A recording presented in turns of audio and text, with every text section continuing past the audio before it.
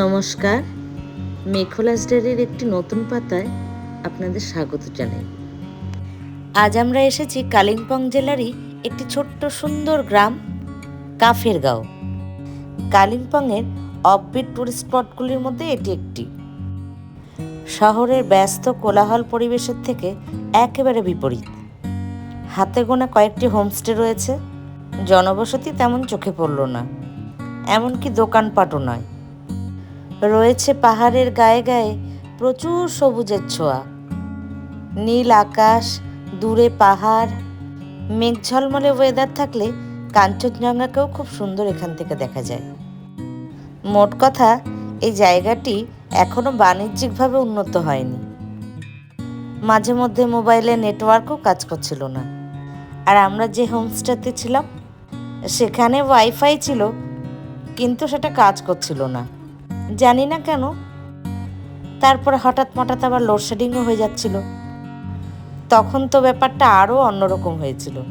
রাত্রেবেলা এরকম শুনশান পাহাড় জঙ্গলের মাঝে, তার মধ্যে আবার লোডশেডিং, বেশ রোমাঞ্চকর, মাঝে মধ্যে কিন্তু ভয় ভয়ও করছিল। আমরা 4 বান্ধবী সকালবেলা শিলিগুড়ি থেকে রওনা হয়ে প্রথমে গিয়েছিলাম পানবুধারা, তারপর ওখান থেকে সামথার লোলেগাঁও হয়ে বেলা 2:30 নাগাদ পৌঁছালাম আমাদের হোমস্টেতে কাফেরগাঁওয়ে। আমরা যেখানে উঠেছিলাম সেই হোমস্টেটির নাম ছিল গ্যাব্যাক। বলতে গেলে কাফেরগাঁওয়ের রাস্তার একেবারে শেষ মাথায়। এরপর আর রাস্তাটি তৈরিই হয়নি, জঙ্গল আর জঙ্গল। কাফেরগাঁওয়ের ওয়েদার মেঘাচ্ছন্নই ছিল। এটি হলো আমাদের রুম। হোমস্টেতে আমাদের 4 জনের জন্য একটি 4 বেড রুম বুক করা হয়েছিল, কিন্তু রুমে ঢুকে দেখলাম বেডগুলো খুবই ছোট ছোট, 4 জনে শোয়া অসম্ভব। অগত্যা ম্যানেজারকে ফোন করে রিকোয়েস্ট করে তার পাশের রুমটাও আমরা নিয়েছিলাম। এতে অবশ্য আমাদের খানিকটা আরাম হয়েছিল, যদিও ওখানকার ব্যবস্থাপনা আমাদের খুব একটা পছন্দ হয়নি। হোমস্টে রিভিউ দেখেই আমরা গিয়েছিলাম, কিন্তু আমরা আশাহত হয়েছি। ওনাদের ব্যবস্থাপনা ঠিকঠাক ছিল না। বেড়াতে গিয়ে অবশ্য বাড়ির মতো কমফোর্ট তো সব জায়গায় মেলে না, তবুও অন্যান্য হোমস্টেতে থাকার যে পূর্ব অভিজ্ঞতা রয়েছে সেই তুলনায় এখানকার মান যথেষ্ট কম। তবে এই কাফেরগাঁওয়ের শান্ত নিরিবিলি প্রাকৃতিক সৌন্দর্য আমাদের মন কেড়ে নিয়েছে, খুব ভালো লেগেছে এখানে। আর বান্ধবীরা মিলে বেড়াতে গেছি মানে বেশ হইচই করেই আমাদের সময়টা কেটেছে। পরদিন ভোরবেলা ঘুম থেকে উঠে দেখলাম আকাশ একেবারে মেঘাচ্ছন্ন, দূরে এই পাহাড়গুলো আর দেখা যাচ্ছে না, সব কুয়াশা মেঘে ঢাকা, আবার সাথে ঝিরিঝিরি বৃষ্টিও হচ্ছিল। সানরাইজ আর দেখা হলো না আমাদের। রোদ ঝলমলে দিনে পাহাড়গুলো আরও সুন্দর হয়ে ওঠে। এরকম নিরিবিলি পলিউশন ফ্রি জায়গা আমরা শহরে কোথায় পাই বলুন? যাক, এত সুন্দর মিষ্টি একটি সকাল। আর ওই যে আমার চড়াই সঙ্গী, শহরে ইদানিং যাদের দেখাই মেলে না। হোমস্টের চারিদিকে প্রচুর চড়াই পাখির ঝাঁক দেখলাম। বাড়িতে যেমনটা করি, সঙ্গে বাদাম মুড়ি বিস্কুট ইত্যাদি ছিল, ওগুলোই ওদের খেতে দিলাম।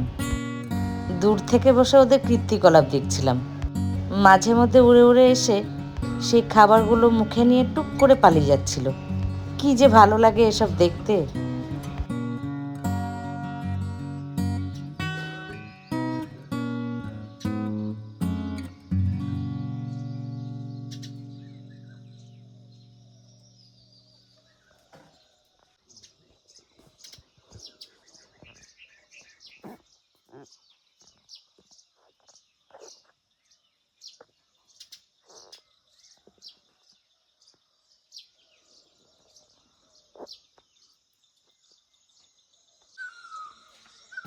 আমার সাথে সঙ্গীরা তখনও ঘুমোচ্ছিল।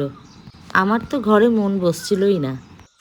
বেড়াতে গেলে ঘরে থাকতে একদম ভালো লাগে না, মনে হয় জায়গাটির আশপাশটা ভালো করে দেখি।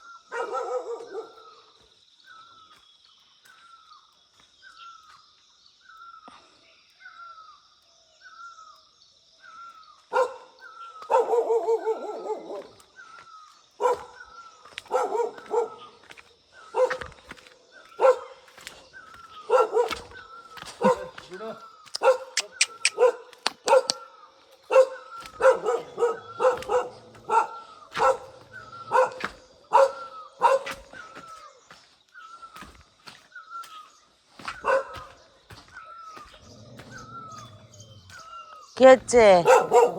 ভয় পাচ্ছ কেন? আমরা তো ওখানেই ছিলাম। এই ভম্বলবাবু হোমস্টেতেই থাকেন। বেশিরভাগ সময়টা আমাদের রুমের সামনের ব্যালকনিটাতে প্রহরীর মতো বসে থাকতেন, আর ঘুম পেলে ওই পাপোশের উপরেই মাথা দিয়ে বেশ সুন্দর করে ঘুমিয়ে যেতেন। আমরাও খানিকটা নিশ্চিন্ত হয়েছিলাম। রাত্রেবেলা এরকম শুনশান ফাঁকা জায়গা, তার উপরে আবার মাঝে মধ্যে লোডশেডিংও হচ্ছিল। ভ্রমণে বেরোলে এরকম অনেক সাথী সঙ্গীর সাথে আপনাদের পরিচয় হবে। ওনারা কিন্তু বেশ ফ্রেন্ডলি হয়।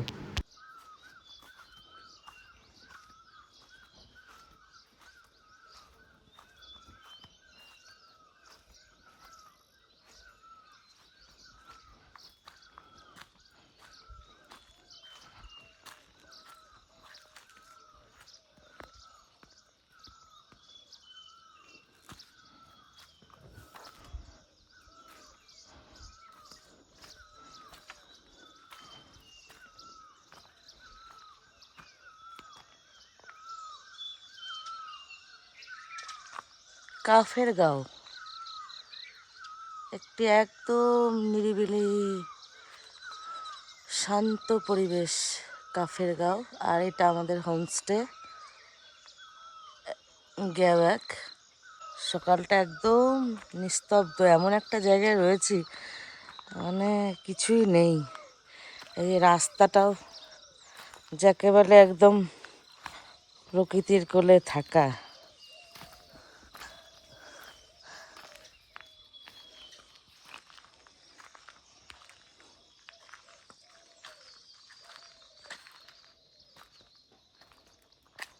আর পেছনে বিশাল পাইন বন। এখানে যারা মালিক, হোমস্টের মালিক দীপেন, ওরা থাকে। আমাদের ড্রাইভার ভাই, এটা আমাদের গাড়ি, যে গাড়িতে ভাড়াতে এসছি, ড্রাইভার ভাই এসব সাইডেই আছে। আর আমরা এই যে দোতলাটাতে আছি, দুটো রুমেই আমরা আছি।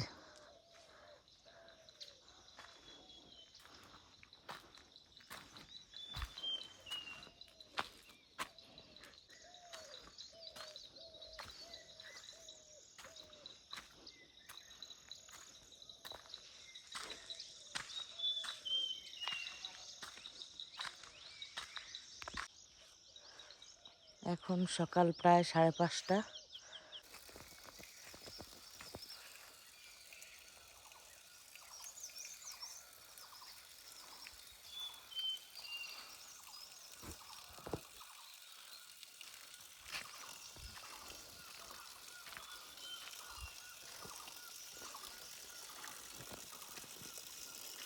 বর্ষার দিনেরও একটা পাহাড়ের একটা আলাদাই সৌন্দর্য রয়েছে, সবুজ চারিদিকে। যে আমার পেছনটা একদম জঙ্গল রাস্তাটা, আর আমাদের এই পেছনে হচ্ছে হোমস্টে। তবে এখানে বন্যজন্তু আছে কিনা আমি জানি না, বলে তো অনেক সময় থাকে, থাকতেও পারে, এত জঙ্গল নিরিবিলি।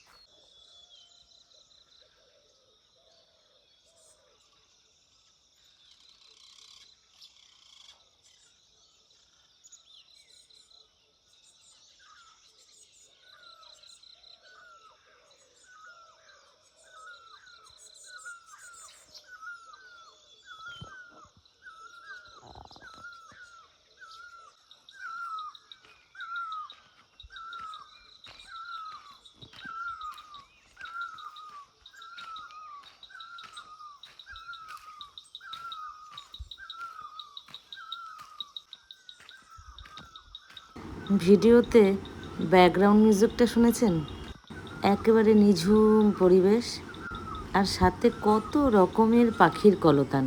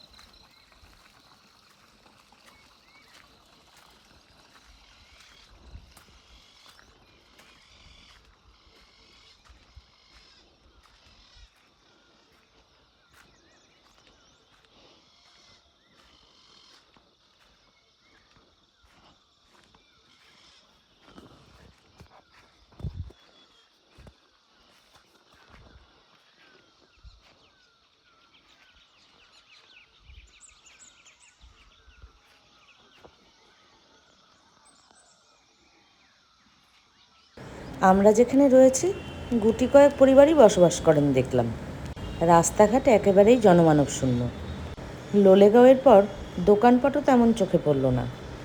কোনো কোনো হোমস্টেতে রেস্টুরেন্ট রয়েছে।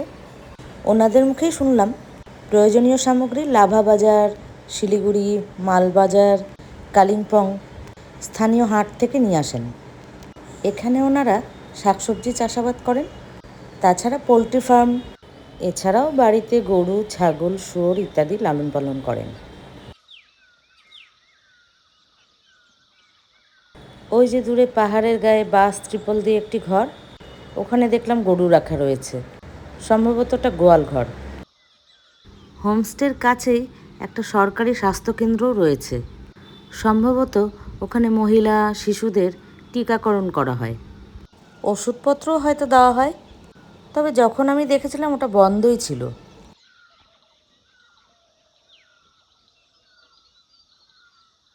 একদম শেষ প্রান্ত, এরপরে আর রাস্তা নেই, এটাই শেষ।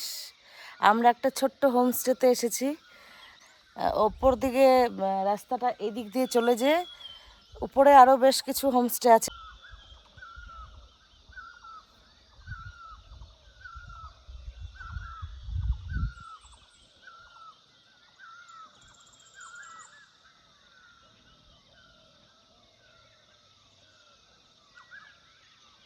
তোমার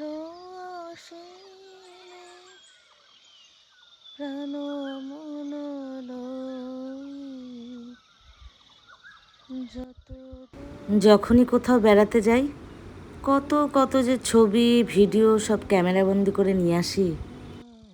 ভিডিওগুলো এডিট করতে বসে আবার ফিরে গেলাম সেখানে।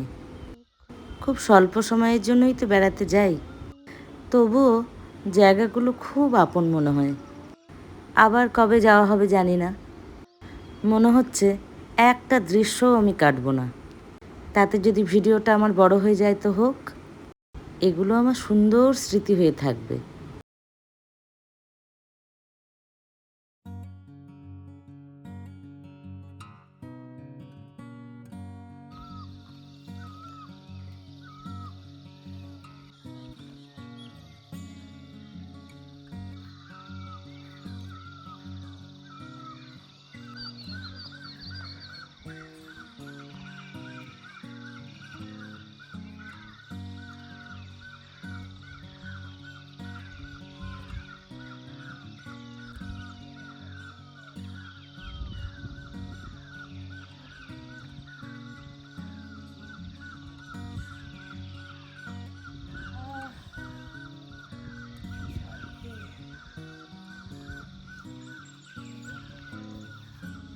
সৌন্দর্য কাকে বলে।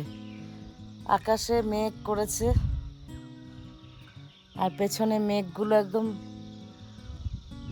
ক্যামেরা বন্দি করা যাচ্ছে না। এই যে মেঘগুলো সব ভেসে ভেসে উড়ে উড়ে যাচ্ছে। খালি চোখে যতটা সুন্দর, ক্যামেরায় কি আর অত সুন্দর লাগে? ওই যে মেঘটা আসছে, ভারী মেঘ, হয়তো বৃষ্টি হবে।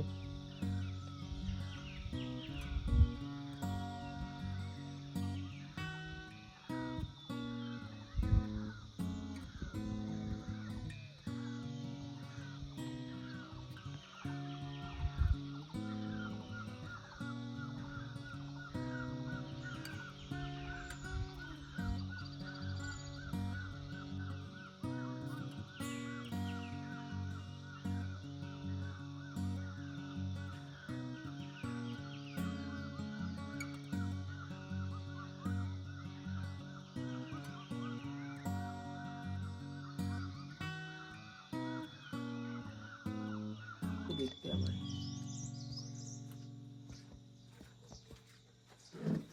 হয়ে গেছে।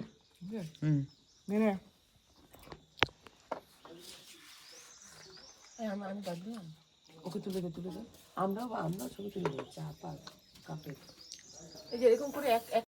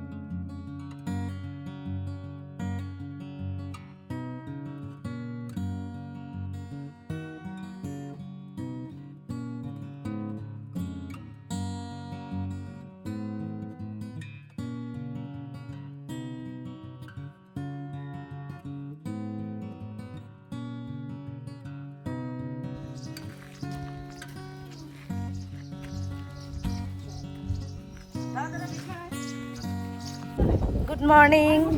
এখন স্নান টান করে ব্রেকফাস্ট ছেড়ে আমরা কাফের গাঁও থেকে যাচ্ছি সান্তুক। সবাই রেডি। এই যে আমাদের পেছনে হোমস্টে, ভালোই লাগলো, একটা সুন্দর নিরিবিলি জায়গা। যাওয়ার আগে যে ফটো তোলাতুলি হচ্ছে, খুব সুন্দর জায়গা। কাফের গাঁওয়ে আমরা একটি রাত্রি থেকেছি। আজ আমরা যাচ্ছি সান্তুকের উদ্দেশ্যে। সময় সুযোগ বুঝে আপনারা কাফের গাঁও যেতে পারেন। একদম শান্ত নিরিবিলি জায়গা।